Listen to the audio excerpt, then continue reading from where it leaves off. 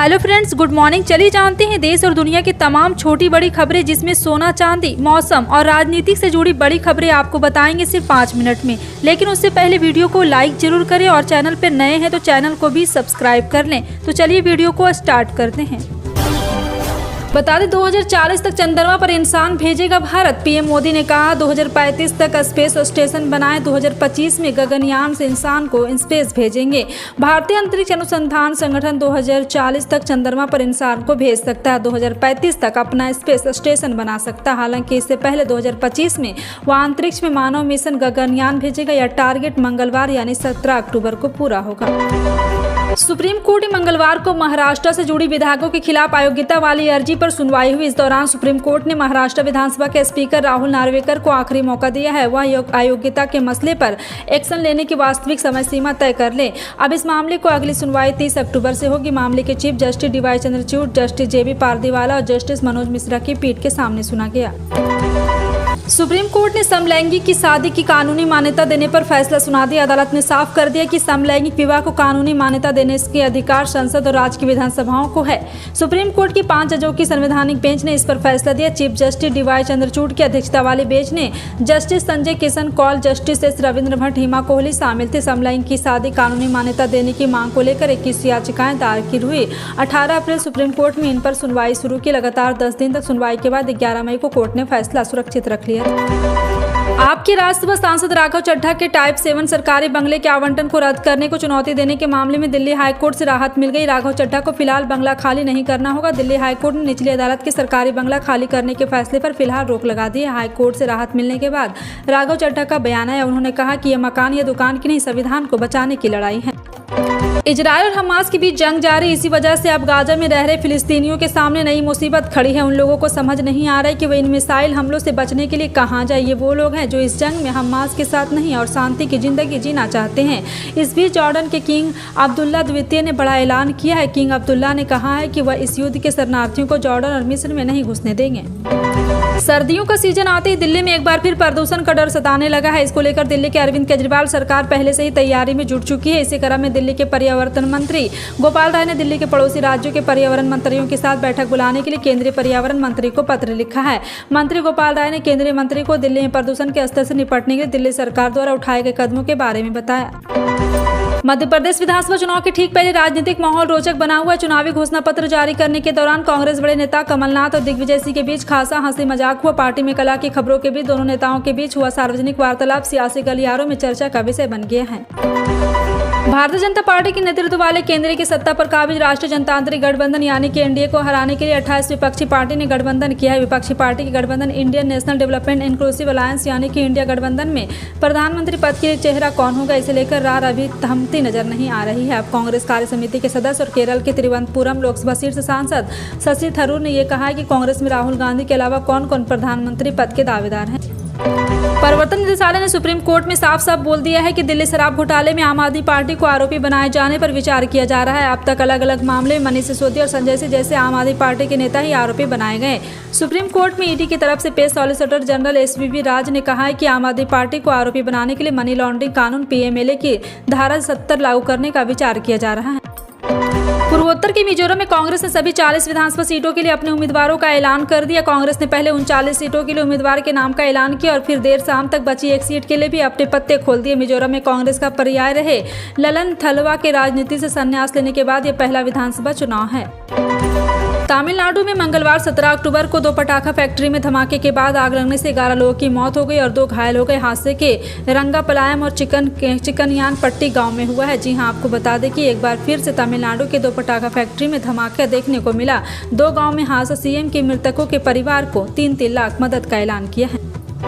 Vladimir Putin चीन पहुंचे। Beijing में शी जिनपिंग से मुलाकात होगी और belt and road NCT summit में हिस्सा भी लिया। जी हां, आपको बता दें रूस के राष्ट्रपति व्लादिमीर पुतिन बीजिंग पहुंच गए हैं।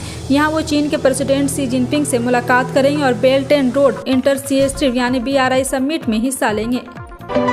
सुप्रीम कोर्ट का महाराष्ट्र विधानसभा स्पीकर को आखिरी मौका, कहा विधायक अयोग्यता केस की समीक्षा तय करे। एसजी बोले दशहरे की छुट्टी से पर्सनल देखूंगी। जी हां, महाराष्ट्र में विधायकों की अयोग्यता के मामले में सुप्रीम कोर्ट ने मंगलवार 17 अक्टूबर को विधानसभा स्पीकर राहुल नार्वेकर को अंतिम मौका देने की बात कही।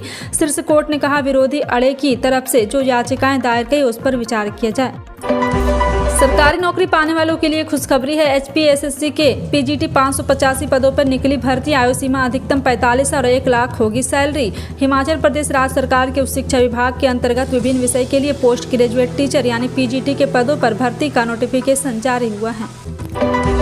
पीएम मोदी बोले, दुनिया में एक नया वर्ल्ड वार बॉर्डर बन रहा है, सबकी नज़र भारत पर। जल्दी हम दुनिया की टॉप 3 इकोनॉमिक पावर में से एक होंगे।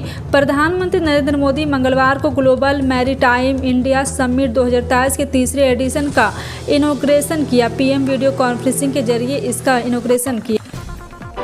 कृषि व पशुपालन मंत्री प्रोफेसर चंद्र कुमार ने एक बार फिर से कहा है कि पेयजल योजनाओं के स्रोतों को सुदृढ़ कर हर घर तक नल से शुद्ध जल पहुंचाना प्रदेश का ध्येय है। यह विचार कृषि मंत्री ने आज चौवालिया विधानसभा क्षेत्र के तहत ठंगर गांव में 54 लाख रुपए से निर्मित होने वाले उठाऊ पेयजल योजना के स्रोत सुदृढ़ीकरण कार्य का शिलान्यास करने के बाद जनसभा को संबोधित करते हुए व्यक्त किए। आपको बता दें कि योगी सरकार श्री अन्न पर काम करने वाले किसानों को सम्मान करेगी। इसी क्रम में कृषि कुंभ 2.0 के पूर्व 27 से 29 अक्टूबर तक लखनऊ के इंदिरा गांधी प्रतिष्ठान में 3 दिवसीय श्री अन्न महोत्सव व राज्य स्तरीय मिलेट्स कार्यशाला होगी, जिसका शुभारंभ CM योगी आदित्यनाथ करेंगे। इसमें कृषि विश्वविद्यालय व 2 कॉलेज शिक्षक बच्चे भी हिस्सा लेंगे। इजरायल और हमास के बीच जंग में अब एक और प्लेयर आ चुका है, वह लेबनान का अतिवादी समूह हिजबुल्लाह लगातार इजरायल पर हमले कर रहा है और इन दोनों के बीच की जंग गहरा सकती है। दरअसल इजरायल ने भी चेतावनी दे दी है कि हिजबुल्लाह बीच में ना पड़े, अन्यथा इसके परिणाम बहुत ही गंभीर होंगे। हिजबुल्लाह के पीछे ईरान का मजबूत बैकअप है और यही वजह है कि वह इजरायल पर हमले करने से पहले एक बार भी नहीं सोच रहा। हरियाणा के गृह मंत्री अनिल विज ने एक बयान दिया है। आज राहुल गांधी के उस बयान पर कटाक्ष भी किया। प्रधानमंत्री सिर्फ अडानी के लिए काम कर रहे हैं और कहा है कि राहुल गांधी आज तक एक भी तथ्य सामने नहीं रख पाए कि प्रधानमंत्री ने अडानी के लिए काम किया है। क्या उन्होंने कुछ किया है? जबकि उनके बहनोई रॉबर्ट वाड्रा के खिलाफ कई तथ्य पेश किए हैं। देश के अलग अलग हिस्सों में सोमवार से मौसम में बदलाव देखा गया है। कई राज्यों में बारिश हुई, कई जगहों पर बारिश के साथ ओले भी पड़े। बारिश की गतिविधियों के बाद तापमान में गिरावट दर्ज की गई। तेज हवाएं चलने से ठंड का एहसास भी होने लगा। मौसम विभाग के मुताबिक उत्तर पश्चिम भारत में अगले 3 दिन तक बारिश की गतिविधि देखने को मिल सकती है। पश्चिम बंगाल में एक अलग राज्य मांग ने जोर पकड़ लिया है। रिपोर्ट के मुताबिक उत्तर बंगाल में 8 स्थानीय पार्टी क्षेत्र में अलग राज्य की मांग कर लेकर एकजुट हो गई है और इन पार्टी में एक छात्र संगठन बनाया है और आपको बता दें कि इसका नाम United front of separate state रखा और इस संगठन के तहत पहला सम्मेलन सोमवार की शाम सिलीगुड़ी में आयोजित किया गया। बिहार शिक्षक भर्ती परीक्षा में शामिल होने वाले उम्मीदवारों के बिहार लोक सेवा आयोग में कक्षा 11-12 हिंदी विषय के लिए BPSC TRI परिणाम 2023 घोषित कर दिया है। नतीजों को आधिकारिक वेबसाइट पर जारी कर दिया गया है। उम्मीदवार बिहार शिक्षा भर्ती परीक्षा के लिए शामिल हुए वे सभी BPSC की आधिकारिक साइट bpsc.bihar.in के माध्यम से परिणाम देख सकते हैं। राजस्थान के मुख्यमंत्री अशोक गहलोत ने कांग्रेस की स्क्रीनिंग कमेटी के बैठक के लिए रवाना होने से पहले मंगलवार को एक बड़ा बयान दिया। गहलोत से जब पूछा गया कि कांग्रेस के उम्मीदवार की लिस्ट कब जारी होगी तो उन्होंने कहा कि यह हाईकमान का काम है। दिल्ली रवाना होने से पहले मीडिया से बात करते हुए गहलोत ने बीजेपी पायलट गुट पर एक बार फिर निशाना साधा। फिल्म पुष्पा के लिए साउथ के सुपरस्टार अल्लू अर्जुन को बेस्ट एक्टर अवार्ड मिला है। वहीं फिल्म गंगूबाई काठियावाड़ी के लिए आलिया भट्ट को बेस्ट एक्ट्रेस का अवार्ड मिला, जबकि कीर्ति सेनन को फिल्म मिमी के लिए बेस्ट एक्ट्रेस का अवार्ड मिला है।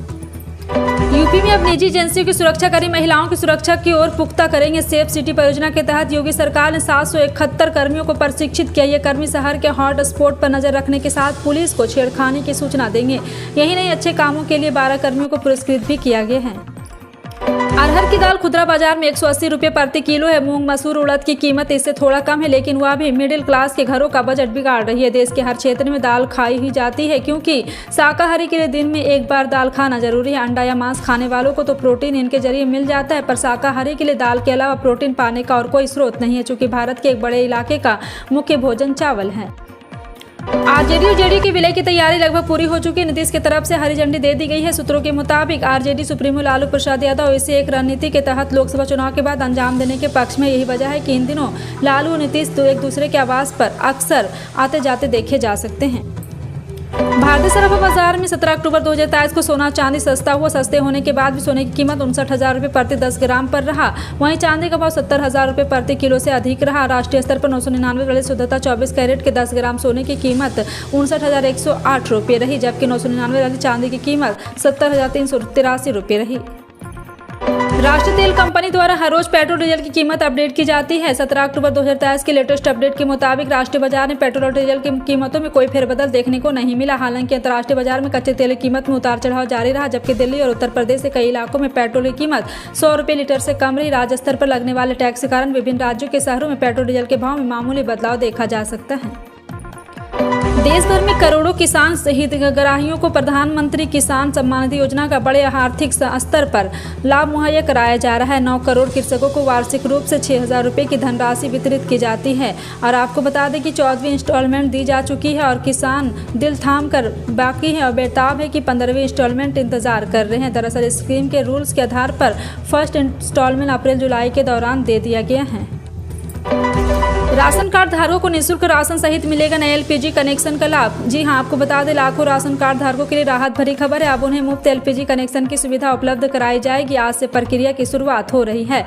फिलहाल आपका इन सभी खबरों पर क्या कहना है, कमेंट सेक्शन में टाइप करके जरूर बताएं।